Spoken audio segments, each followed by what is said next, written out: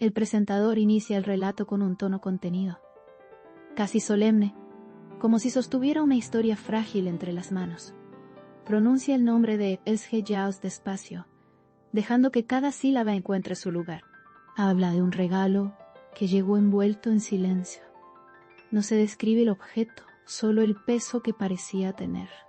A veces, dice, lo importante no es lo que se entrega, sino lo que se decide no abrir. Y así comienza esta historia. La cámara imaginaria se detiene en una escena quieta. Un paquete cerrado, una mesa sin testigos, una respiración que se contiene. El presentador aclara que no hubo celebración ni música de fondo. Todo ocurrió en un ambiente discreto, casi íntimo. No se trató de sorpresa ni de alegría inmediata. Se trató de una duda que creció con cada segundo. El relato avanza sin prisas, respetando el ritmo de quien duda. Osge aparece como una figura serena, pero atravesada por una emoción difícil de nombrar. No hay lágrimas visibles ni gestos exagerados. Solo una pausa prolongada frente a algo que prometía más de lo que mostraba. A veces, abrir un regalo implica aceptar lo que viene después. Y no siempre se está preparado. El presentador explica que la nota fue lo primero que llamó la atención. No estaba escondida, pero tampoco se ofrecía fácilmente. Era breve, según se dice, y escrita con cuidado. No se citan palabras exactas. Solo se menciona su efecto, un efecto que cambió el ambiente por completo. La nota, continuó la narración, no exigía respuesta inmediata. No pedía nada, solo decía lo suficiente para detener el tiempo. El regalo quedó intacto, cerrado, como si ya no fuera necesario abrirlo. Porque a veces, un mensaje basta para transformar todo, incluso lo que aún no se ve.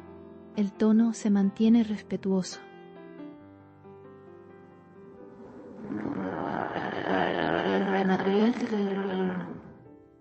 El presentador no dramatiza el momento.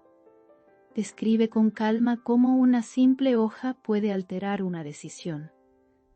No se habla de reproches ni de promesas, se habla de comprensión, y de esa comprensión que llega cuando menos se espera.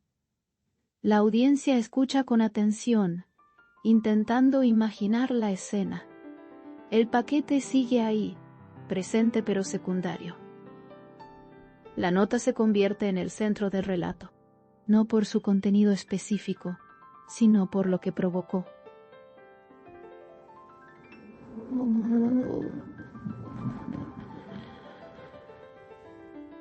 Una mirada distinta. Un cambio sutil. Osge Giles es descrita como alguien que entiende el valor de los gestos pequeños. No todo se mide en acciones grandes. A veces una frase breve puede pesar más que cualquier objeto. El presentador insiste en esa idea, porque ahí reside la fuerza de esta historia. La narración no se apoya en fechas ni contextos externos. No los necesita. Todo ocurre en un espacio emocional, un espacio donde las decisiones se toman en silencio, donde abrir o no abrir se vuelve un acto simbólico, y ese simbolismo lo envuelve todo. El presentador recuerda que hay regalos que llegan tarde, y otros que llegan justo a tiempo. No se aclara cuál fue este. Solo se dice que llegó en el momento preciso para detener algo, para replantear, para cambiar el rumbo de una emoción. La historia no señala culpables ni responsables. No hay acusaciones ni giros bruscos. Solo una observación delicada, una nota que no gritó, pero fue escuchada. Y ese detalle es clave para entender lo que ocurrió después. El paquete permanece cerrado durante todo el relato. No se abre al final. No se promete que se abrirá, porque el acto de no abrirlo ya es, en sí mismo, una decisión que comunica tanto como cualquier gesto visible. El presentador subraya que no todo cambio viene acompañado de ruido. Algunos cambios llegan en forma de papel doblado, de tinta sencilla, de palabras medidas, y esos cambios suelen ser los más profundos. La audiencia siente que observa un momento privado. Aunque se narre en voz alta, hay cuidado en cada frase, hay respeto en cada pausa, porque esta no es una historia de espectáculo. Es una historia de elección. Özge aparece como una figura firme en su calma. No se muestra confundida, sino consciente de lo que una nota puede significar, consciente de lo que implica no seguir adelante como estaba previsto. Esa conciencia se percibe en la narración. El presentador explica que el regalo dejó de ser protagonista. Su contenido perdió relevancia, porque lo importante ya había ocurrido.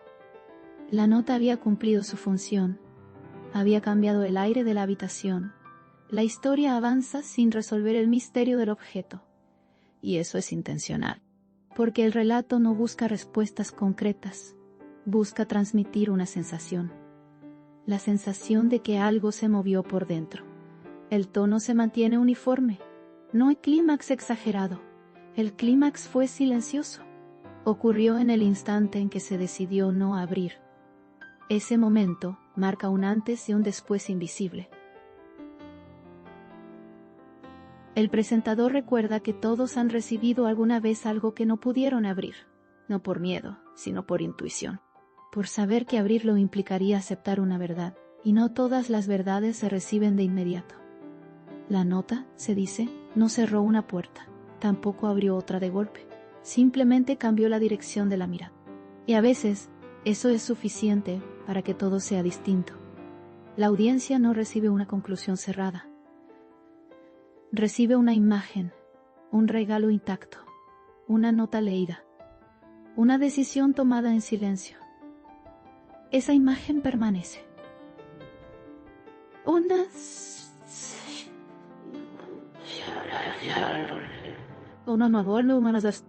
Özge Yağız sigue siendo el centro del relato sin pronunciar palabra. Su silencio no es vacío, es significado, es elección, y esa elección se respeta hasta el final. El presentador baja la voz al acercarse al cierre, no para dramatizar, sino para acompañar, porque hay historias que se cuentan así, sin ruido, sin explicaciones forzadas. No se promete una continuación, no se insinúa qué pasó después. El relato se queda en ese instante suspendido, en ese momento en que todo cambió sin que nada se moviera. La nota ya fue leída, el regalo sigue cerrado, y esa combinación define la historia, no por lo que muestra, sino por lo que sugiere. La narración se despide con la misma calma con la que empezó, sin aplausos, sin frases impactantes, solo con la certeza de que a veces lo que no se abre es lo que más transforma. Y así, el relato termina dejando una sensación suave, no de pérdida, sino de comprensión, porque no todos los regalos están hechos para ser abiertos. Algunos están hechos para ser entendidos.